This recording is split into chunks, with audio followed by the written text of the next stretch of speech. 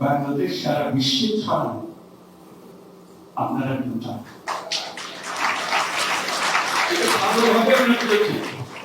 ভালোভাবে আমরা বুঝেছি এই গণঅভ্যুত্থান জনতার অভ্যুত্থানের সঙ্গে ছাত্র অভ্যুত্থানের সঙ্গে যারা আমাদেরকে বাঁচান। আমাদের অর্থনীতি শেষ, কিচ্ছু নেই, একেবারে তলানি তলানি। বাঁচায় রাখলো কে?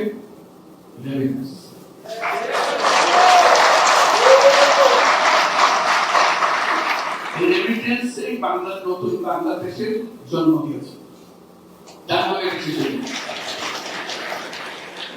আজও যে আমরা গলা বাড়িয়ে বুক ফুলিয়ে বলি আমাদের অর্থনীতি মজবুত হয়েছে, সেটার একমাত্র কারণ হলো রেমিটেন্স।